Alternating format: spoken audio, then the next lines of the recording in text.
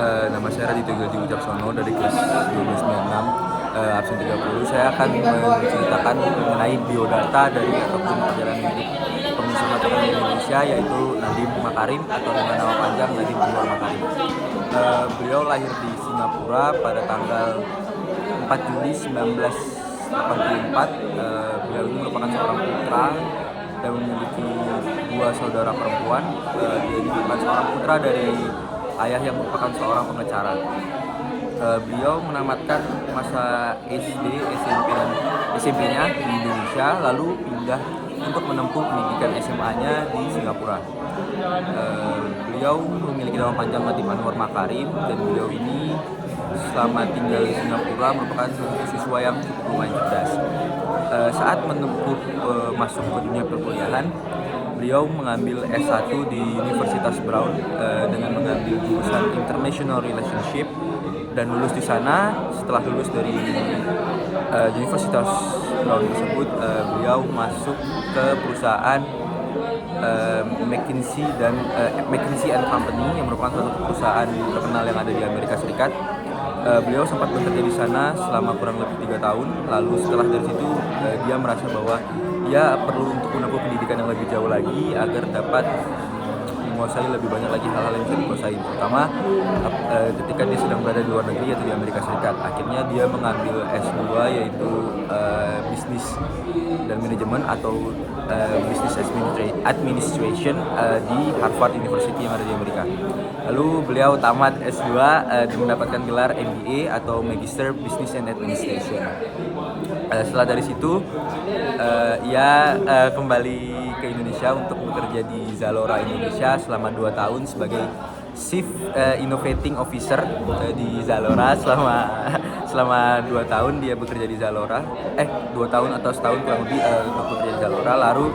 Lalu karena dia merasa bahwa dia tidak terlalu suka untuk bekerja di bawah tekanan dan berada di bawah perusahaan orang lain, akhirnya ia memikirkan untuk membuat sebuah perusahaan sendiri.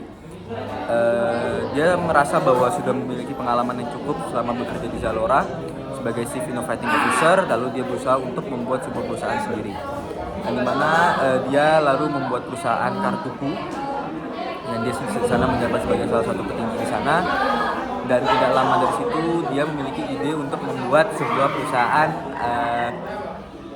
yang baru lagi, yaitu perusahaan di bidang transportasi, yaitu Gojek. Yang dimana ide Gojek ini muncul dari sebuah obrolan dia dengan tukang ojek langganannya, karena Nadiem Makarim ini mempunyai mobilitas yang tinggi dalam kesehariannya, sehingga dia lebih memilih untuk menggunakan ojek dibandingkan menggunakan kendaraan umum ataupun mobil. Jadi dia mempunyai seorang tukang ojek langganan, dia mengajak ngobrol tukang ojek tersebut dan mendapatkan konklusi dari obrolan tersebut bahwa tukang ojek itu lebih banyak menunggu orderan atau menunggu panggilan dibandingkan dia mencari dan panggilan itu mendatangi dia gitu. Jadi dia lebih banyak menunggu di pengkolan dan segala macamnya. Akhirnya Nadiem Makarim mempunyai sebuah ide untuk menciptakan sebuah perusahaan ataupun jasa yang melayani untuk ojek-ojek ini mendapatkan pelanggan yang lebih banyak lagi.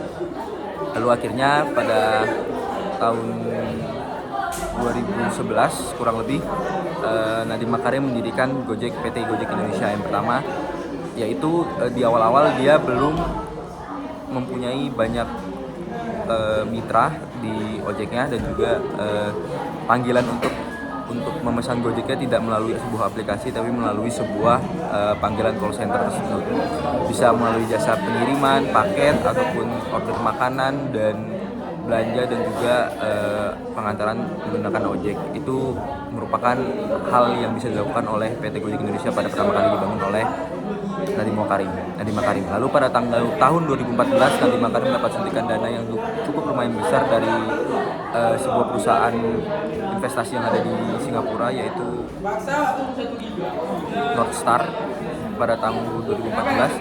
Lalu dari situ perusahaan Nadiem Makarim, yaitu PT Gojek Indonesia, menjadi perusahaan yang lumayan besar dengan nilai investasi yang cukup lumayan tinggi, di mana dari investasi tersebut Nadiem Makarim membangun Gojek yang lebih baik lagi, yaitu dengan cara membuat sebuah aplikasi. Lalu setelah dibuatnya aplikasi tersebut, PT Gojek jadi semakin terkenal dan semakin banyak penggunanya. Dari aplikasi tersebut kita juga dapat mulai memesan Gojek tidak melalui call center tapi melalui aplikasi itu, dan disitulah mulai Gojek semakin besar.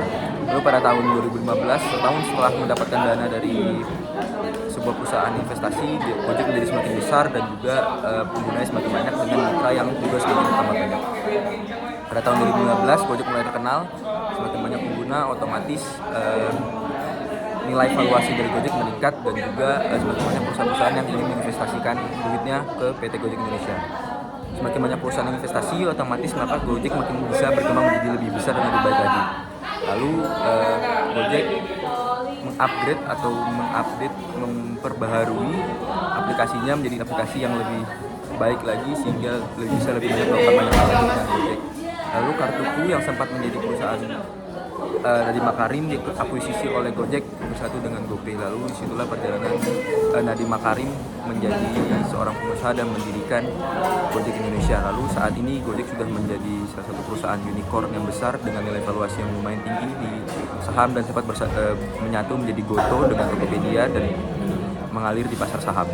Dan sekarang Nadiem Makarim keluar dari Gojek dan sekarang menjadi Menteri Pendidikan Indonesia. Itulah tadi pembahasan mengenai Nadiem Makarim. Sekian dari saya, terima kasih.